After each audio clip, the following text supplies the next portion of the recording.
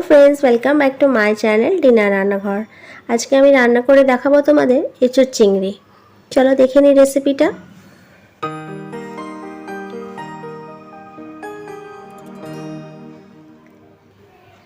एचोर चिंगड़ी खेते किन्तु सबारই भालो लागे, এই গরমে সবাই এচোরটা খেয়েই থাকে। তো আমিও আজকে রান্না করেছিলাম, খুব ভালো হয়েছে খেতে, তাই তোমাদের সাথে কিন্তু রেসিপিটা আমি শেয়ার করলাম। আমি এখানে এঁচোড় কিন্তু আলু দিয়ে রান্না করেছি। তোমরা কে কেমনভাবে রান্না করো আমাকে কমেন্টস করে জানিও। আর রান্নাটা কিন্তু ভালো লাগলে অবশ্যই একটা লাইক কমেন্টস করতে কিন্তু ভুলো না। চলো বেশি বকবক না করে রেসিপিটা দেখে নিই কেমন করে আমি আজকে রান্না করেছিলাম। এখানে আমি এঁচোড়টা ভালো করে ছাড়িয়ে নিয়েছি। আশা করি তোমরা সবাই এঁচোড় কাটতে জানো, ছাড়াতে জানো। তো এটা আমি এঁচোড়টা ভালো করে ছাড়িয়ে ধুয়ে এবারে কিন্তু আমি এর মধ্যে আলুটাও দিয়ে নেব, ঠিক এঁচোড়ের সাইজ করে, মানে কিউব কিউব করে কেটে আলুটা আর এঁচোড়টা একসাথে কিন্তু সেদ্ধ করে নেব। মিনিট 5 মতন আমি এটা সেদ্ধ করে নেব, তাতে রান্নাটা কিন্তু খুব চটজলদি হয়ে যাবে। যখন দেখবো যে 50% এটা গলে গেছে তখন আমি এটা নামিয়ে নেব। সেদ্ধ করার জন্য আমি এর মধ্যে দিয়ে নিলাম 1 চামচ মতন লবণ আর সামান্য একটু হলুদ। এই দুটো জিনিস দিয়ে কিন্তু আমি ভালো করে এটা সেদ্ধ করে নেব। তোমরা সবাই রান্নাটা দেখো আর স্কিপ করো না, স্কিপ করলে কিন্তু অনেক কিছু মিস করে যাবে।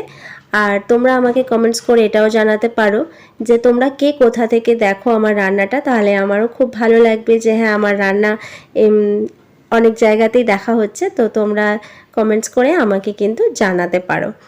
আর যদি কোনো ভিডিও দেখতে চাও, কোনো রান্না দেখতে চাও, শিখতে চাও, তাহলে সেটাও আমাকে জানিও। আমি অবশ্যই ভিডিওতে আনার জন্য চেষ্টা করব তোমাদের জন্য। তারপরে দেখতে পাচ্ছ যখন সেদ্ধ হয়ে গেল, 50% মতন সেদ্ধ হয়ে গেল, আমি কিন্তু জল থেকে তুলে নিলাম। তারপরে আবার একটা কড়াইতে তেল নিয়ে নিচ্ছি। অবশ্যই আমি সর্ষের তেলেই রান্নাটা করব। এর মধ্যে তারপরে আমি দিয়ে নিলাম একটা গরম মশলার ফোড়ন। তার মধ্যে রয়েছে লং, এলাইচি আর কাঠ আর একটা তেজপাতা।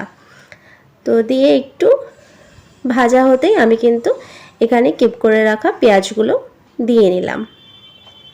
পেঁয়াজগুলো দিয়ে খুব বেশি ভাজবো না, খুব বেশি ব্রাউন করার দরকার নেই, একটু নরম হলেই হবে। তাহলে কিন্তু এঁচোড়ের রঙটা খুব সুন্দর আসবে, একদম লাল হবে।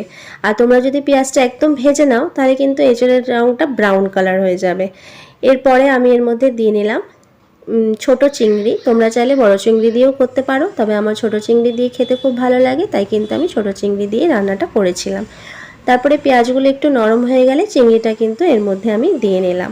চিংড়িটা এইভাবে দিয়ে রান্না করলে চিংড়ির ফ্লেভারটা পুরো তরকারিটার মধ্যে ছড়িয়ে যায়, খেতেও ভালো লাগে। অনেকে আছে যে চিংড়িটাকে আলাদা করে ভেজে নেয়, আমি কিন্তু সেভাবে ভেজে নিয়ে করছি না। তোমরা এইভাবে ট্রাই করে দেখো, অবশ্য তোমাদের ভালো লাগবে। তারপরে চিংড়িটা ভাজা হতেই কিন্তু আমি এর মধ্যে দিয়ে নিলাম 1 চামচ মতন আদা রসুন পেস্ট। আদা রসুন পেস্টটা দিয়েও আমি একটু ভাজা করে নিয়ে তার মধ্যে দিয়ে নিলাম 2টো ছোট টমেটো, মানে কুচি করে রাখা টমেটো আর কাঁচা লঙ্কা এইভাবে ভেঙে ভেঙে দিয়ে নিয়েছি। তারপরে দিয়ে নিলাম আবার একটু লবণ। লবণটা দিয়ে আমি কিন্তু ভালো করে এটা নাড়িয়ে চাড়িয়ে নিচ্ছি। যতক্ষণ না পর্যন্ত এটা টেন্ডার হয়ে যাচ্ছে ততক্ষণ পর্যন্ত আমি এটা তেলের মধ্যে একটু ভেজে নিয়েছি। তারপরে কিন্তু আমি এর মধ্যে একে একে মশলাগুলো দিয়ে নিচ্ছি।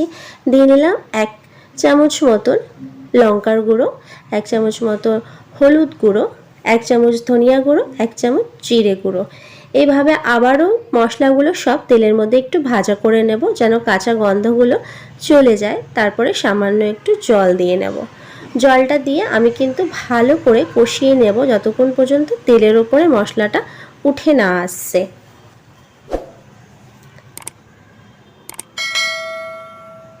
দেখতে পাচ্ছ একদম তেলের মধ্যে কিন্তু মশলাটা কষানো হয়ে গেছে, ভাজা ভাজাও হয়ে গেছে, দেখতেও খুব সুন্দর হয়েছে কালারটা। তো তারপরে আমি এর মধ্যে কিন্তু যে সেদ্ধ করে রাখা এঁচোড় আর আলুটা রেখেছিলাম সেটা কিন্তু আমি এর মধ্যে দিয়ে নিলাম। এখন কিন্তু আমি কোনো জল দিচ্ছি না, ভালো করে এটা মশলার সাথে কষিয়ে নেব। যেহেতু এটা 50% করা আছে তাই কিন্তু খুব বেশি টাইম হতে লাগবে না। আর 50% কিন্তু এর মধ্যে রান্না করতে করতে আমি কি কি করছি তোমরা দেখতে থাকো, দেখলে বুঝতে পারবে। তোমাদের যদি আমার রান্নাগুলো ভালো লাগে তাহলে অবশ্যই লাইক কমেন্টস করে জানিও। আর যারা নতুন আমার চ্যানেলে এসে দেখছো তারা কিন্তু সাবস্ক্রাইব করো, পাশের বেল আইকনটা প্রেস করতে ভুলো না, তাহলে কিন্তু রান্নার নোটিফিকেশনগুলো তোমাদের কাছে সবার আগে পৌঁছে যাবে।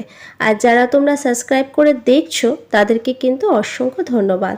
এরপরে কিন্তু আমি আবার একটু জল দিয়ে নিলাম, 1 বাটি মতন জল দিয়ে নিয়ে আরও যে 50%টা হতে লাগবে সেই 50%টা কিন্তু আমার কুকড হয়ে গেছে। তারপরে কিন্তু আমি এর মধ্যে দিয়ে নিলাম ছোটো চামচের 1 চামচ মতন গরম মশলা। গরম মশলার গুঁড়োটা এই সময় দিলে খুব সুন্দর একটা ফ্লেভার হয় আর খুব সুন্দর একটা ঝাঁঝও হয় আর ভালো লাগে খেতে। আগেই যদি দিয়ে নিতাম তাহলে কষানোর সাথে কিন্তু অতটা বেশি ভালো লাগতো না, তাই আমি এই সময়টা দিয়ে নিলাম।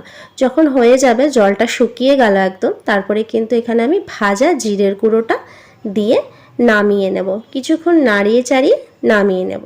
আমার এঁচোড়টা কিন্তু একদম রেডি খাওয়ার জন্য। এটা গরম ভাতের সাথেও ভালো লাগবে, রুটির সাথেও ভালো লাগবে। আমার কিন্তু ভালো লাগে ভাতের সাথে। তাই তোমাদের কি কার সাথে ভালো লাগে, রুটি না ভাতের সাথে, সেটা জানাতে পারো। নেক্সট আসবো অন্য কোনো রান্না নিয়ে। Thanks for watching.